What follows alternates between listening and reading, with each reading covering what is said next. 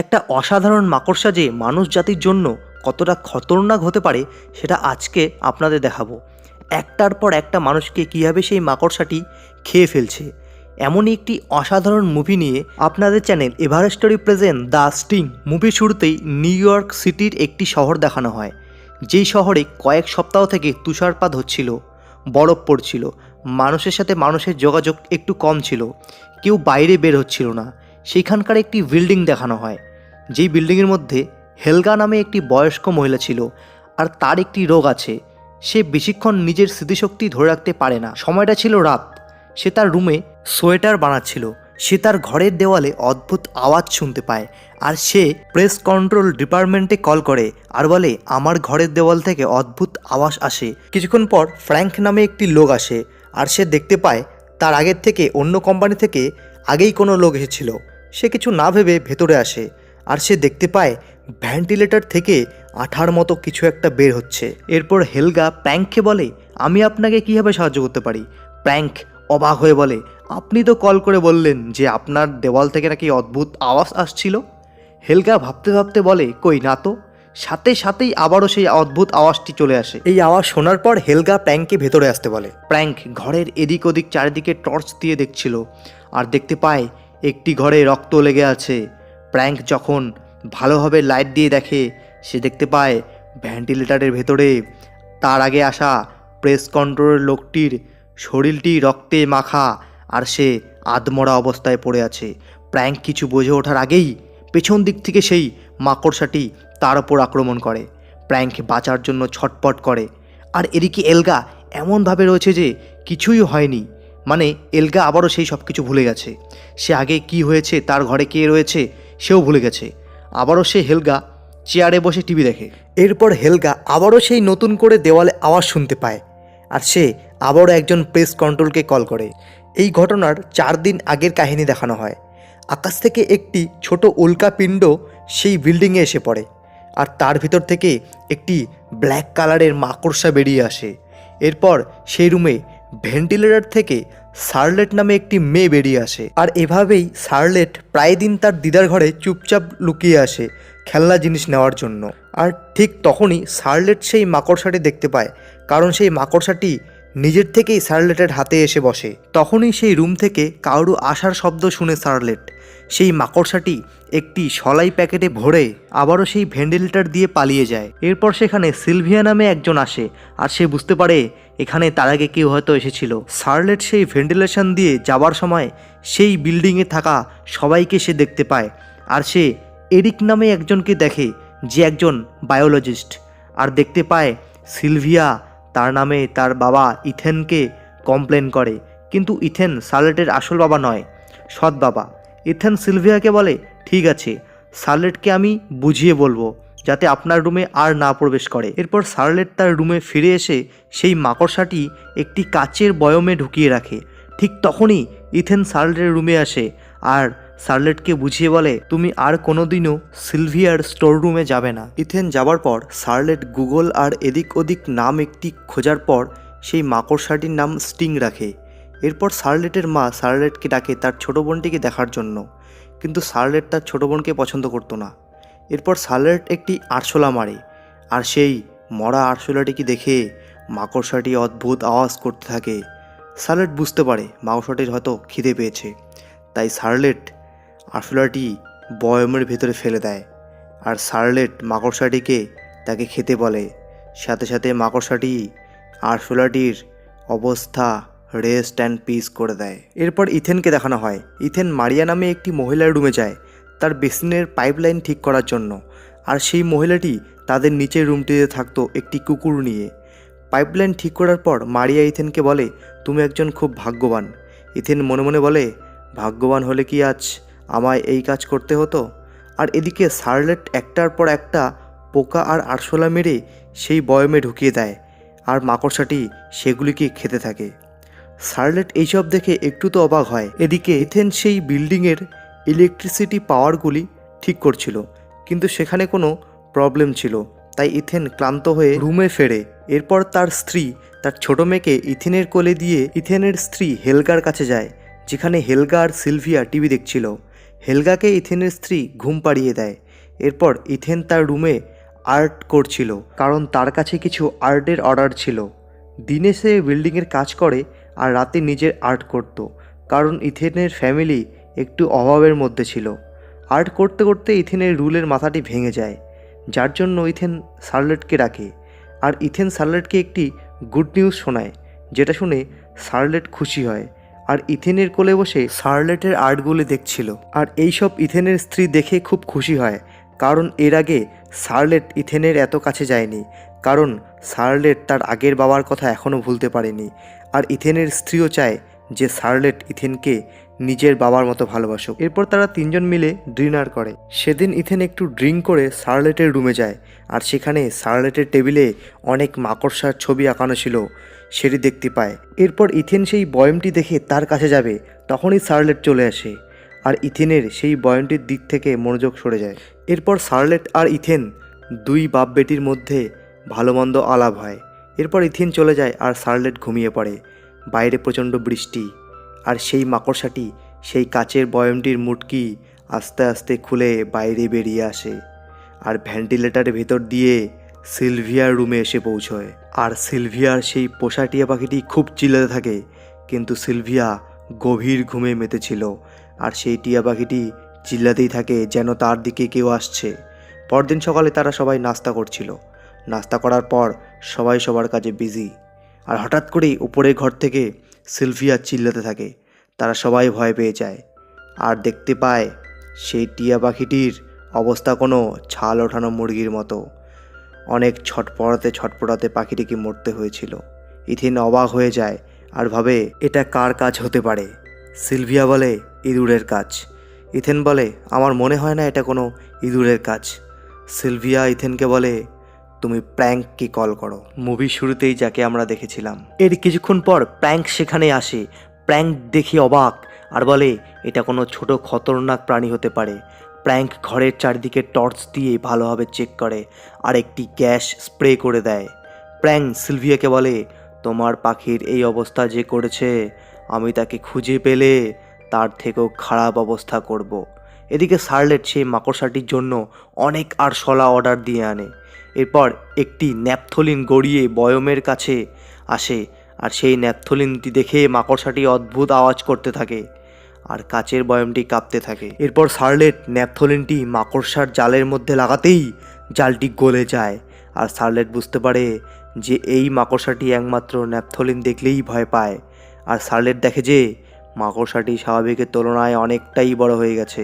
এদিকে প্র্যাঙ্ককে দেখানো হয় যে এই বিল্ডিংয়ের প্রত্যেকের রুমে পোকা মারা ওষুধ স্প্রে করছিল, আর সে এরিকের ঘরেও স্প্রে করছিল, আর সে এরিককে উল্টোপাল্টা কথা শুনিয়ে তাকে খেপাতে থাকে। এরপর প্র্যাঙ্ক এক এক করে শার্লেটের ঘরে অবধি পৌঁছে যায় আর দেখে সেই মাকড়সার ছবিটি।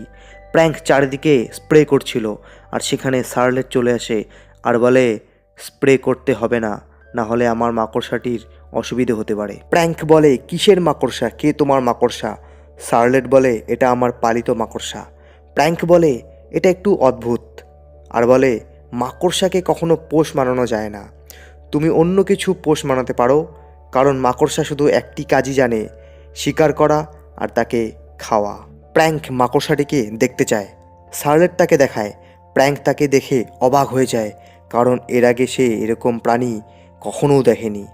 এরপর সিলভিয়া প্র্যাঙ্ককে অর্ধেক পয়সা দেয়, যার জন্য প্র্যাঙ্ক সিলভিয়াকে হাড় কিপটে আরও অনেক কিছু কঞ্জুস টঞ্জুস বলতে থাকে। সেই সময় বাইরে প্রচুর তুষারপাত চলছিল। শার্লেট মাকড়সাটিকে একটি আরশোলা খেতে দিয়ে শুয়ে পড়ে, আর দেখা যায় সেই মাকড়সাটি আর সেখানে নেই, কাচের বয়ম থেকে বেরিয়ে গেছে আর ভেন্টিলেটর দিয়ে মারিয়ার রুমে চলে যায়। মারিয়া সোফাতে শুয়েছিল, কুকুরটি জেগেছিল। কুকুরটি বুঝতে পারে, যার জন্য কুকুরটি চিল্লাতে থাকে। মারিয়া বিরক্তি হয়ে কুকুরটিকে বাইরে করে দেয়। মারিয়া ঘুম থেকে উঠে ওষুধ খেতে যায়, আর দেখা যায় সেই মাকড়সাটি চুপচাপ রয়েছে সেইখানে। এরপর মারিয়া তার ছেলে স্বামীর ফটো দেখছিল, আর সেই ফটো ফ্রেমের পিছনেই সেই মাকড়সাটি চুপচাপ থাকে। আর হঠাৎ করে মাকড়সাটি বেরিয়ে এসে মারিয়ার গালে কামড়ে দেয়। মারিয়া পড়ে যায়, তার মাথা ফেটে যায়। মারিয়া আয়নার কাছে গিয়ে দেখতে পারে তার গালে ভয়ঙ্কর একটি ঘা হয়েছে, আর তার মাথা দিয়ে রক্ত বের হচ্ছে। মারিয়ার সাথে সাথে রক্ত বমি করা শুরু করে দেয় আর মাথা ঘুরে পড়ে যায়, যার কারণে মারিয়ার মাথা বাথরুমের প্যানের মধ্যে লাগে। মারিয়ার মাথা আরও ফেটে যায়। মারিয়ার সারা শরীরটি রক্ত দিয়ে লাল হয়ে যায়। মারিয়া শুধু চোখ দুটি নড়তে পারছিল, আর সেখানে সেই মাকড়সাটি চলে আসে। মারিয়া বুঝতে পারে, কিন্তু মারিয়া কিছু করতে পারছিল না, চিল্লাতেও পারছিল না। একসময় সেই মাকড়সাটি মারিয়ার মুখ দিয়ে ঢুকে গলা দিয়ে পেট অবধি পৌঁছে যায় আর মারিয়ার পেট চিরে দেয়। মারিয়া রেস্ট অ্যান্ড পিস্ট হয়ে যায়। এরপর শার্লেট এরিফের কাছে যায়, একটি কাচের বড় ট্যাঙ্ক চায় আর বলে, আমি তোমাকে টাকা দেব, আমার একটা কাচের ট্যাঙ্ক লাগবে। আর বলে, আমার কাছে একটি মাকড়সা আছে। শার্লেট এরিফকে মাকড়সাটি দেখায়। এরিফ মাকড়সাটিকে দেখে বলে, এটা কোনো সাধারণ মাকড়সা নয়, কারণ মাকড়সা এত তাড়াতাড়ি বেড়ে ওঠে না। এরপর এরিফ শার্লেটকে বলে, ঠিক আছে, আমি তোমাকে একটি কাচের বক্স বানিয়ে দেব, তাও একদম ফ্রি। কিন্তু এই মাকড়সাটিকে কিছুদিনের জন্য আমার কাছে রেখে দাও, কারণ আমি যাচাই করে দেখব মাকড়সাটির জন্য একটি কাচের বক্স ঠিক কিনা। আমি চাই না সেই তোমার মাকড়সাটির কোনো অসুবিধা হোক, তার জন্য কাচের বক্সটি কি উপযুক্ত হবে কিনা। আমি আগে কয়েকটি বক্স বানিয়ে মাকড়সাটিকে রেখে চেক করব। শার্লেট বলে, আমিও থাকবো তোমার সাথে। এরিফ বলে, না, আমাকে একাই করতে হবে। শার্লেট রাজি হয়ে যায় আর বলে, আমার বাবা ইথেন যাতে এই ব্যাপারে জানতে না পারে। এরপর ইথেন আর তার স্ত্রী কথাবার্তা বলছিল, আর হঠাৎ করে ভেন্টিলেটর দিয়ে তারা একটি অদ্ভুত আওয়াজ শুনতে পায়। ইথেন ভেন্টিলেটরটি খুলে দেখে সেখানে মারিয়ার কুকুরটি। ইথেন ভয় পেয়ে যায়। এরপর ইথেন মারিয়ার কুকুরটি দিতে যায় তার ঘরে, কিন্তু মারিয়া কোনো সাড়া শব্দ পায় না।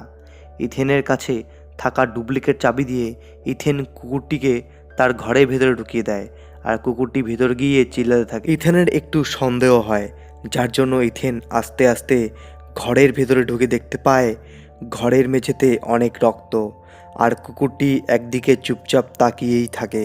ইথেন আস্তে আস্তে এগিয়ে দেখতে পায় মারিয়ার ভয়ঙ্কর মৃতদেহ। ইথেনের কলিজা কেঁপে ওঠে। এরপর পুলিশ এসে মারিয়ার দেহটি নিয়ে যায়, আর একটি অফিসার ইথেনকে মারিয়ার ব্যাপারে জিজ্ঞাসাবাদ করে। ইথেন কিন্তু অনেকটাই হতাশার মধ্যে রয়েছে, তার চেহারা দেখেই মনে হয়। এরপর ইথেনকে এরিফ কল করে আর বলে, আমি আপনার মেয়ে শার্লেটের ব্যাপারে কিছু বলতে চাই। এরপর এরিক ইথেনকে তার ঘরে নিয়ে গিয়ে সব কিছু খুলে বলে, আর ইথেনও সেই মাকড়সাটি দেখে চমকে যায়। ইথেন এসে শার্লেটকে একটু বকাচকা করে আর বলে, আমি সেই বিষাক্ত মাকড়সাটি ঘরে রাখতে দেব না। শার্লেট রাগ হয়ে এরিফের কাছে যায়, কিন্তু এরিফ দরজা খোলে না, চুপচাপ দাঁড়িয়ে থাকে। শার্লেট একটু ইমোশন হয়ে ইথেনকে অনেক ভালো মন্দ বলে, আর শার্লেট কান্না করে। ইথেন শার্লেটকে তার আসল বাবার ব্যাপারে সব বলে দেয়, যেটা কিনা শার্লেটের মা শার্লেটের কাছ থেকে লুকিয়ে রেখেছিল। শার্লেট ঘরে চলে যায়।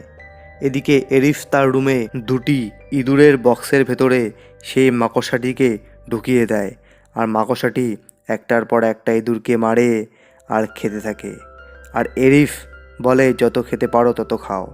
এরপর দেখা যায় এরিফ ঘুমিয়ে থাকে, আর সেই মাকড়সাটি খেতে খেতে অনেকটাই বড় হয়ে যায়, আর সে কাচের বক্সটিকে ভেঙে বাইরে বেরিয়ে আসে।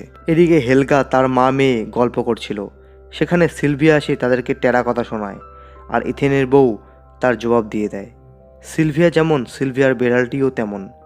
ইথেন ইলেকট্রিক মিটার ঠিক করছিল, হঠাৎ করে তাকে স্যান্ডি নামে একজন ফোন করে আর তার অর্ডার ক্যান্সেল করে দেয়, যার জন্য ইথেন রাগ করে মিটারের ওপর সব রাগ ভাঙতে থাকে, হাতুড় দিয়ে বাড়ি দিতে থাকে। ঠিক তখনই সেখানে সিলভিয়া চলে আসে আর ইথেনকে বলে, তুমি এটা কি করছো? ইথেন বলে, আমি হিটারটিকে ঠিক করছি। সিলভিয়া বলে, ঠিক করছো না ভাঙছো? ইথেন বলে, আসলে আমি এভাবেই হিটার ঠিক করি। আর সিলভিয়া ইথেনকে অনেক ভালো মন্দ কথা শোনায়। শার্লেট ঘুমিয়ে পড়ে, আর সেখানে মারিয়ার কুকুরটি থাকে, আর কুকুরটি ভেন্টিলেটরের দিকে তাকিয়ে ভুগতে থাকে। এদিকে সিলভিয়া তার পোষা বেড়ালটিকে খুঁজতে থাকে। খুঁজতে খুঁজতে সে একটি ভেন্টিলেটরের কাছে পৌঁছে যায়, আর সেই ভেন্টিলেটরের ভেতর থেকে বেড়ালটির অদ্ভুত অদ্ভুত আওয়াজ করতে থাকে। আর সিলভিয়া সেই ভেন্টিলেটরের ভেতরে ঢোকে। সিলভিয়ার টর্চ বন্ধ হয়ে যায়। সিলভিয়া একটি শলায় জ্বালা দিয়ে দেখে সেই খতরনাক মাকড়সাটি তার সামনে। আর সেই মাকড়সা সিলভিয়াকে টেনে নিয়ে যায়। আর দেখা যায় সিলভিয়াকে সেই মাকড়সাটি তার জালে পেঁচিয়ে রাখে। পরদিন ইথেন তাদের টিভি ঠিক করছিল, কিন্তু কোনো মতেই ঠিক হচ্ছিল না। তাই রাগ হয়ে ইথেন টিভিটি ভেঙে দেয়। এরপর ইথেনের স্ত্রী ইথেনকে বলে, দেখো ইথেন, তোমার যতই রাগ ওঠে না কেন, তোমাকে তোমার রাগ বাচ্চাদের সামনে কন্ট্রোল করতেই হবে। আর শার্লেট কানে হেডফোন লাগিয়ে অন্য একটি রুমে গেম খেলছিল। আর সেই মাকড়সাটি সেই ঘরের সিলিংয়ের মধ্যে চুপচাপ বসে থাকে। এদিকে ইথেন আর তার স্ত্রী কথা বলছিল, আর তার স্ত্রী দেখতে পায় ইথেনের পিছনে সেই মাকড়সাটি। ইথেনের স্ত্রী চিল্লাতে থাকে, আর ইথেন পেছন ঘুরে তাকাতেই সেই মাকড়সাটি ইথেনের ওপর আক্রমণ করে। আর ইথেনের শরীরে আর তার স্ত্রীর শরীরে বিষ ঢেলে দেয়, যার জন্য তারা মাটিতে পড়ে যায়, কোনো নড়াচড়া করতে পারে না। এদিকে শার্লেট কিছুই টের পায় না, কারণ তার কানে এখনও হেডফোন লাগানো থাকে। প্রথমে সেই মাকড়সাটি ইথেনের স্ত্রীকে টেনে নিয়ে যায়, এরপর ইথেনকে। কুকুরটি চিল্লাতে থাকে, যার জন্য শার্লেট কুকুরটিকে খাবার এনে দিয়ে আবারও হেডফোন লাগিয়ে গেম খেলতে থাকে। কুকুরটি কিছুতেই শান্ত হচ্ছিল না। শার্লেট উঠে দেখে তার মা বাবা সেই রুমে নেই। শার্লেট বুঝতে পারে কিছু তো একটা ঘটছে। শার্লেটের মনে সন্দেহ জাগে। এদিকে মাকড়সাটি ইথেন আর তার স্ত্রীকে জালের মধ্যে আটকে রাখে।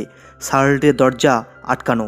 শার্লেট ভেন্টিলেটরে দেখতে থাকে, আর তখনই সেই মাকড়সাটি তার দিকে আসতে থাকে। শার্লেট একটি ভারী টেবিল ভেন্টিলেটরের মুখে এনে দেয়, আর মাকড়সাটি ধাক্কা দিতে থাকে। শার্লেট ভয় পেয়ে চিল্লাতে থাকে। এরপর দেখা যায় সেই মাকড়সাটি পেছন দিক থেকে এসে তার ছোট বোনকে নিয়ে যায়। এরপর শার্লেট নিজের মন শক্ত করে। এরপর ন্যাপথলিন গুঁড়ো করে একটি ফায়ার গানের ভেতরে ঢুকিয়ে দিয়ে স্প্রে করতে থাকে। শার্লেট ভেন্টিলেটরের ভেতর দিয়ে এরিকের ঘরে এসে পৌঁছয়, আর এরিককে খুঁজতে থাকে। আর শার্লেট এরিককে দেখতে পায়। এরিকের শরীর মাকড়সার জাল দিয়ে পেঁচানো, আর সে আধমরা অবস্থায় ঘরের সিলিংয়ের ওপর আটকে আছে। শার্লেট সেখান থেকে সোজা হেলগার ঘরে গিয়ে মথবল জোগাড় করতে থাকে। সেগুলো গুঁড়ো করে শার্লেট তার পিচকারির মধ্যে ঢুকিয়ে নেয়, আর সেই শয়তান মাকড়সাটিকে খুঁজতে থাকে। শার্লেট নিজের শরীরেও একটি ওষুধ ঢেলে দেয়। এরপর শার্লেট ইথেনের চিল্লানোর আওয়াজ শুনতে পায়, আর শার্লেট ইথেনকে দেখতে পায়। আর ইথেন কোনো রকম সেখান থেকে নিজেকে ছাড়িয়ে বাঁচিয়ে নেয়। এরপর সেই আগের সিন দেখানো হয়, যেই সময় প্র্যাঙ্ক হেলগার ঘরে এসেছিল। এরপর ইথেন আর শার্লেট দেখতে পায় সেই মাকড়সাটি তাদের দিকে আসছে, আর তারা দুজন একটি ডাস্টবিনে পড়ে যায়। এরপর সেই মাকড়সাটি শার্লেটের একদম সামনাসামনি চলে আসে। শার্লেট ভয়ে কাঁপতে থাকে, আর ইথেন এসে একটি অ্যাসিডের বোতল মাকড়সাটির শরীরে ঢেলে দেয়। মাকড়সাটি পালিয়ে যায়। এরপর শার্লেট ইথেনকে জড়িয়ে ধরে বলে, সব আমার দোষ। ইথেন বলে, এতে তোমার কোনো দোষ নেই শার্লেট, যেটা হবার সেটাই হবে। এরপর দেখা যায় সেখানে প্র্যাঙ্কও আসে, আর শার্লেটকে বলে, তুমি এটা কোন ধরনের মাকড়সা পুষেছো? তুমি অন্য কোনো পশু পালতে পারোনি? প্র্যাঙ্ক সেখান থেকে পালানোর জন্য ছটফট করে, আর এলগাকে ডাকতে থাকে, বলে, এই পাগল বুড়ি আমাকে বাঁচা। এরপর প্র্যাঙ্ক একটি গান দিয়ে সেই মাকড়সাটিকে আক্রমণ করতে থাকে। এরপর সেই মাকড়সা পেছন দিক থেকে প্র্যাঙ্ককে আক্রমণ করে প্র্যাঙ্কের মাথা ছিঁড়ে নেয়। শার্লেট আর ইথেন ভয় পেয়ে যায়। তারা অন্য একটি ঘরে এসে পৌঁছয়, আর দেখা যায় সেখানে ইথেনের স্ত্রী আর তার ছোট মেয়ে মাকড়সার জালে পেঁচানো। আর ইথেন এসে তার স্ত্রী তার ছোট মেয়েকে তার জাল থেকে ছাড়িয়ে নেয়। এরপর দেখা যায় সেই মাকড়সাটি সেখানে চলে আসে, আর ইথেন কোনো কিছুর একটি সুইচ হাতে ধরে রাখে। মাকড়সাটি তাদের কাছে আসতেই ইথেন সেই সুইচটি দাবাতে থাকে, কিন্তু সেই সুইচটি কোনো কাজ করে না। এরপর ইথেন সেই সুইচটি ঠিক করার চেষ্টা করে, আর একটি টিনের দরজা দিয়ে শার্লেট কোনো রকম মাকড়সাটিকে আটকে রাখে। এক সময় সেই সুইচটি ঠিক হয়ে যায়, আর ইথেন কারেন্টের শক খায়। ইথেন পড়ে যায়, আর মাকড়সাটি কাছে আসতেই শার্লেট সুইচটি চাপ দেয়, আর একটি বড় লোহার ভারী দরজা মাকড়সাটির উপরে এসে পড়ে। মাকড়সাটির দেহটি চ্যাপ্টা হয়ে যায়। মাকড়সাটি ধীরে ধীরে মারা যায়, আর ইথেনের স্ত্রী ইথেনকে নিঃশ্বাস দিয়ে ইথেনের শ্বাস ফিরিয়ে আনে। এরপর শার্লেট ইথেনকে জড়িয়ে ধরে আই লাভ ইউ ড্যাড বলে। আর দেখা যায় সেই মাকড়সাটি একটা দুটো ডিম নয়, হাজার হাজার ডিম ফুটিয়ে রেখেছে। আর এতে বোঝা যায় এরপর আরও ভয়ঙ্কর কিছু হতে চলেছে। আর এই মুভিটি এখানেই শেষ হয়ে যায়। তো মুভিটি কেমন লেগেছে আমার প্রিয় বন্ধুরা কমেন্ট করে জানিও। আর এরকম ধরনের হরর থ্রিলার মুভি দেখতে হলে আমার চ্যানেলটি লাইক সাবস্ক্রাইব করে ছোটো ভাইটিকে সাপোর্ট করো।